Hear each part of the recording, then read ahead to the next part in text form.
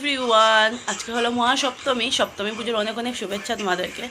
আর এই যে মাম্মাম রেডি ওর পাপার সাথে। আমি এখনও বিছানাবাটি উঠাইনি, আজকে আমরা একটু অল্প লেট করে ঘুম থেকে উঠেছি।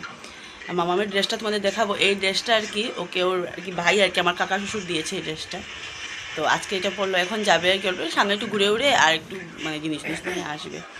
আর আমরা আজকে অনেক লেট উঠে গেছি বলে বিছানাবাটি এখনও উঠানো হয়নি। কালকে মানে অনেক ঘোরাঘুরি হলো, তার জন্য ঘোরাঘুরি ফটোগুলি আজকের ভিডিও দিয়েছি আমি, সেটার মধ্যে ফটো আপলোড করে দিয়েছি, ভিডিও আপলোড করেছি। তো ভিডিওটা দেখবে আশা করি। আর আজকে ভিডিওটা এখান থেকে শুরু করলাম, আশা করি ভিডিওটা ভালো লাগলে নো স্কিপ করে দেব। তো এই যে ওরা যাচ্ছে বাজার আর কি ঘোরা।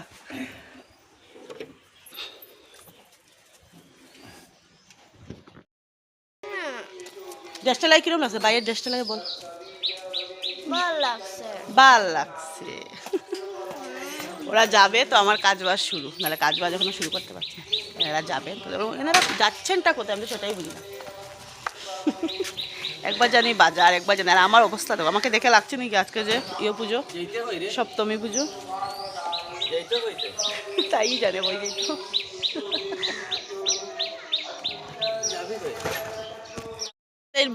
ইয়রে ফাইলে বাইক ফাইলে আর পাপারে ফাইলে তাই ঘুরবো। আমি হই না, দরকারও নাই যাইবার।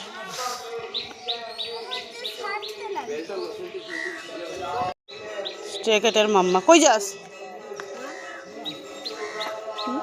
Bye bye. আইসক্রিমও খাবি না কিন্তু। বাই।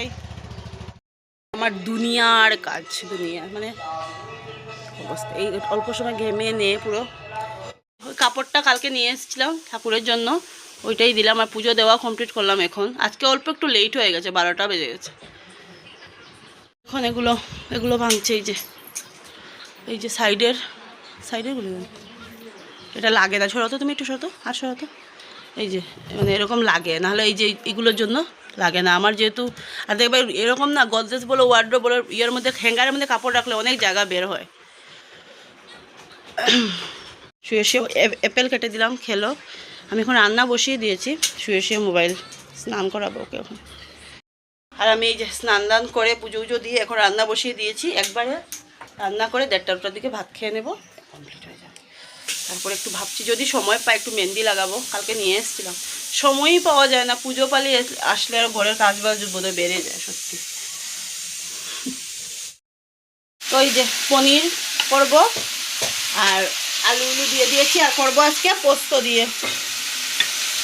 আর এখানে চানা বলছি মুগ ডাল অল্প একটু সিটি মারবো, তারপরে সম্বাস দেবো। গরমের অশান্তিতে ঘরের জানলা উলনা সব বন্ধ। এদিকে জানালাটা খুলেছি একটু হাওয়া আসে বলে। তো রান্নাবান্না ওদের দুজনের খাওয়া শেষ, আমি এখন খাবো। সব কাজবাজ সেরে না খেলে আবার উঠে আবার দুনিয়াই করতে হবে। দেখাচ্ছি কি রান্না করবো। মা দিয়েছে একটা আলু কোয়াশ দিয়ে পোস্ত দিয়ে আমি একটু ভাজার মতো করেছে। আজকে আমার ডালটা একটু লেগে গেছিলো পোড়া, তার জন্য কালো কালো হয়েছে মুগ ডাল। আর এটা হলো চানার ডাল, মামামকে দিয়েছিলাম, হয়নি তখন মামাম। আর এই যে পনিরে আলু তরকারি, এটা আজকে চাটনি উটনি করিনি, গরমে আর ইচ্ছা করে নি। তো এই যে সপ্তমী মানে রেডি হয়ে নিয়েছি, বেরোবো। মামাম আমি অমিত আর দিদাকে নিয়ে বেরোবো আজকে। আর ক্লিপ লাগিয়ে নিয়েছি কারণ এত গরম না। কালকে দাঁড়াও, কালকে চুল ছেড়ে এই যে হ্যাঁ মামামের রেডি। এই ড্রেসটা মামামের মিম্মি দিয়েছে। আর এই শাড়িটা আমার কাকা শ্বশুর আমাকে দিয়েছে আর কি।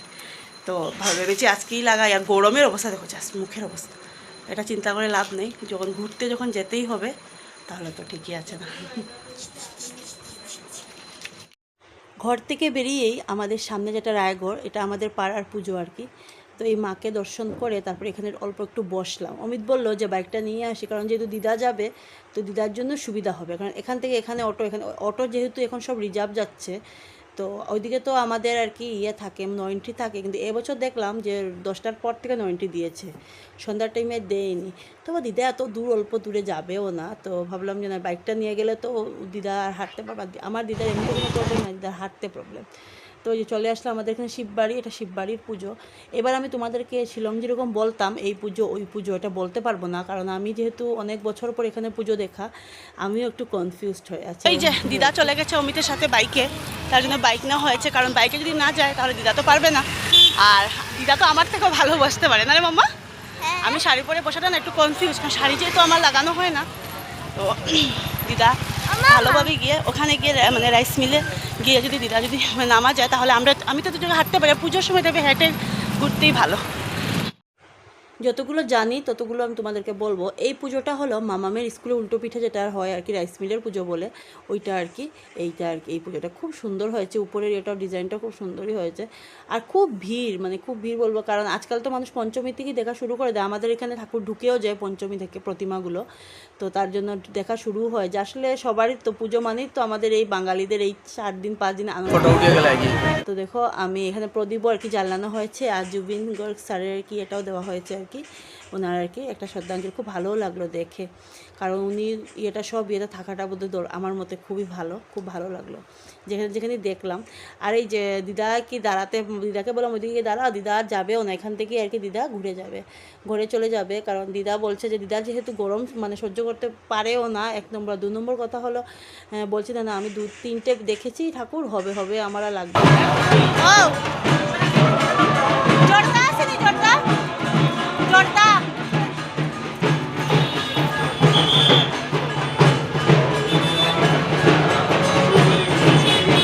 এখন আমাদের কেনাকাটা চলছে, কেনাকাটা ওই যে এদের দুজনের আর্গুমেন্ট চলে। তো এখানে এমন কিছু খাওয়ার ছিল না, দিদা কিছু কিনে দেবে না সেটা হয় না, তো দিদা দোকানে ঢুকলো আর কি, তো স্প্রাইট ফান্টা ওগুলো ঠান্ডা ছাড়া এখন কি খাওয়া বন্ধুরা বলো, ঠান্ডা জল খেতে পুজোতে যে বেরিয়ে কতগুলো ঠান্ডা জল খেয়েছি, আর আমি পারছি না, ঘরেও একই অবস্থা, মানে এতটা গরম কি বলবো, সহ্য করা যাচ্ছে না, নালে কি আরও তো মেকআপ দেওয়া যায়, কিন্তু গরমের জন্য মেকআপ কোথায় যায়, মেকআপ কোথায় যায়, কিছু ঘেমে নেই একাকার। তো দিদা দেখো সব কিছু দিয়েও আমাকে 50টা টাকা দিল আর কি, দিয়ে বলো তুই মানে কিছু কিনি, ওইটাই হয় না দিদার আম্মা ওদের আদর। তো আমি বোধহয় খরচও করি আমার বোরের সাথে বেরোলে আর কি, সে 50 বলো আর 100 বলে লাগেওই না। আর এই যে দিদা আর কি চলে যাচ্ছে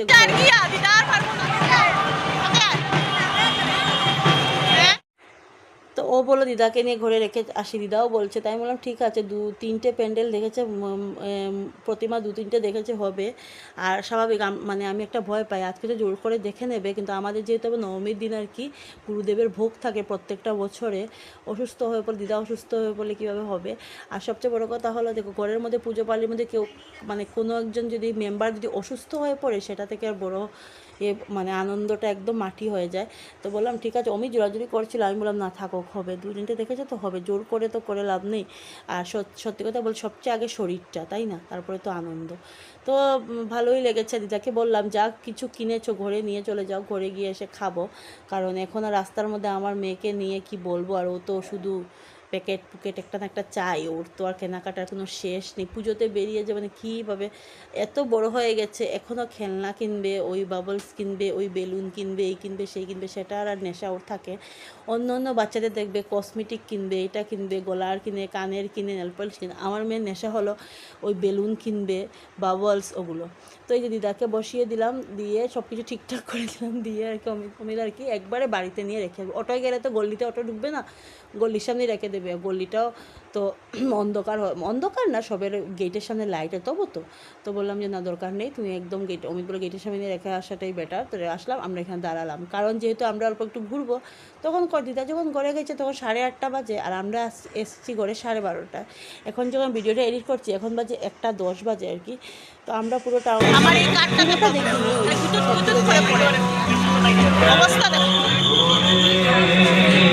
দেখিনি, সব শেষ, আরেকজনের খাওয়ার পর্ব শুরু, দিদা চলে গেল অমিতের সাথে করে।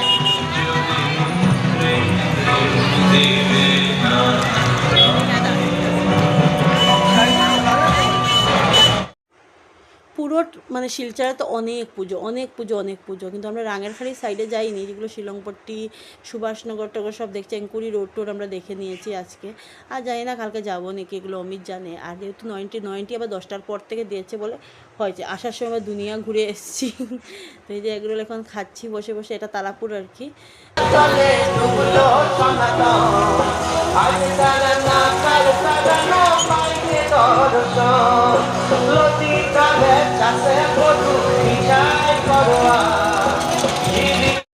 কোনো ভিডিওতেই আমি সাউন্ড মানে রাখতে পারছি না, ভয়েস দিতে হচ্ছে, কারণ সবটার মধ্যেই কপিরাইট আসবে।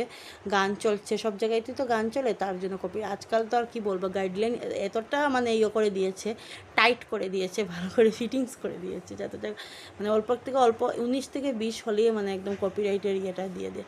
তো আইসক্রিম খাচ্ছি এখন, তো গরমের মধ্যে শুধু আইসক্রিম আর ঠান্ডা জল, মানে কি বলবো, আইসক্রিম তো মামা অনেক দিন পরে খাচ্ছে, ওর যেহেতু কানে প্রবলেম, তার জন্য এখন অল্প একটু ভালো হয়েছে বলে আজকে রিকোয়েস্ট করলাম, খারাপ লাগলো, বললাম ঠিক আছে খেয়ে নে। এটা হলো আর কি মাতৃমন্দির, যারা যারা এখানে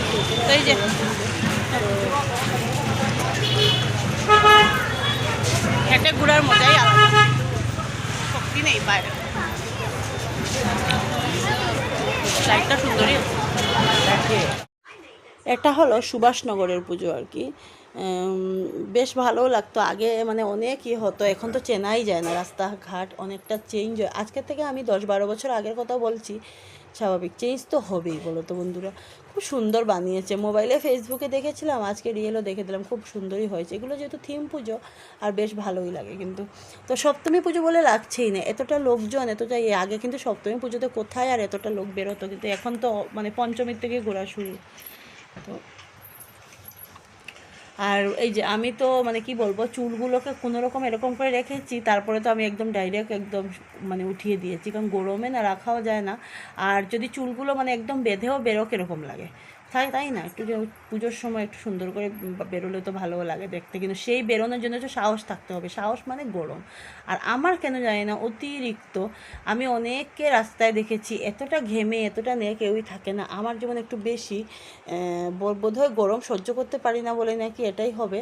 কারণ দেখো, গরমের জায়গা গরম তো হবেই, আর পুজোর সময় একটু এমনিতেও একটু গরম সব দিনই বেশি থাকে, কিন্তু আমার যেমন একদম ঘেমে নিয়ে মানে একটা অসহ্য লাগতে থাকে।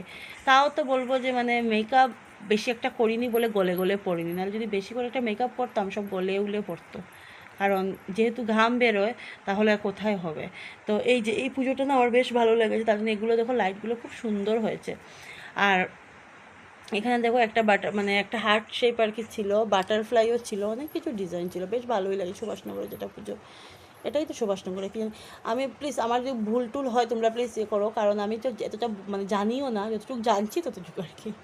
তো দেখো চুলের অবস্থা, এই যে গুটলি বেঁধে নিয়েছি, গুটলি বাঁধতে বাঁধতে না চুলটা যে সুন্দর করে যা সুন্দর করে কেটেছিলাম সেটা একদম শেষ, নাহলে কিন্তু সুন্দরই ছিল চুলটা, কাটাটা তো খুব সুন্দরই হয়েছিল, খুবই সুন্দর হয়েছিল, কিন্তু গরমের জন্য আমি আর রাখতেই পারিনি। আর এই যে মায়ের ইয়েটাও কিন্তু, মূর্তিটাও কিন্তু খুব সুন্দর, কিন্তু এবছর যতগুলো মায়ের মূর্তি দেখলাম মায়ের মুখে কোনো হাসি নেই, তাই না? আমি জানি না আমারই লাগলো নাকি না সবারই একই কন্ডিশন মানে একই হয়েছে, মানে কি বলবো, একটা মানে একদম যেমন ছায়া মুখের মধ্যে একটা আর কি। তো এটা হলো আমাদের এখানে আর কি শিলংপট্টিতে আর কি হিন্দি স্কুলের পুজো, এতটা ভালো লেগেছে না কি বলবো। বোতল, বাকেট, এই দেখো বাকেট, এগুলো কিন্তু নিচেরগুলো কিন্তু বাকেট দিয়ে আর কি মানে ডিজাইন করেছে, বোতল, বাকেট, বাঁশ কাঠ, ভিতরেও আছে বাঁশ কাঠ, খুব সুন্দর হয়েছে থিমের খুবই সুন্দর হয়েছে, খুবই ভালো লাগলো পুজোটা। আর এর আগে যেটা বলেছিলাম শিলংপট্টি স্কুল, ওইটাতে আমি পড়েছিলাম আর কি, আর এর আগে আর কি ওইটা ওর পরে তার আগে হলো এটা হিন্দি স্কুল, এটা কিন্তু হিন্দি স্কুলের পুজো শিলংপট্টিতে। আর দেখো এই যে কাঠ, বাঁশ কাঠ ওগুলো দিয়ে আর কি করেছে, আর উপরে তো খুব সুন্দর, উপরে দেখলাম যে ঝুড়ি যেগুলো থাকে না, আমরা কিছু কিছু জিনিস রাখি ঝুড়ি প্লাস্টিকের, ওগুলো দিয়ে ডিজাইন করেছি, এতটা ভালো লেগেছে, ইউনিক ডিজাইন লেগেছে আমার এই পুজোটাই। কারণ দেখবে সব সময় তো ডিজাইন এই সেই দিয়ে করা হয়, কিন্তু এগুলো কিন্তু একটা ইউনিক ডিজাইন, তাই না?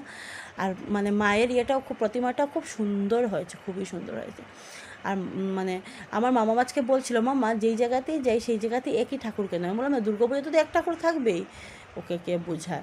আর শিলংয়ে কী হতো বলো তো, শিলংয়ে যেহেতু একটু ঠান্ডা ঠান্ডা থাকতো, ঘুরতে উঠতে এতটা কিন্তু কষ্ট হতো না। হ্যাঁ কষ্টটা হতো, মানে কীভাবে বলো তো, যে মানে কী বলবো, একটু মানে ঠান্ডা ঠান্ডা লাগতো তার জন্য। তো ওই যে এখন আর কি বিরিয়ানি খাচ্ছি। আজকের ভিডিওটা এখানেই শেষ করলাম। ভিডিওটা ভালো লাগে নো স্কিপ করে দেখো, নতুন বন্ধু যে আমার চ্যানেলকে সাবস্ক্রাইব করে দিও। বাই।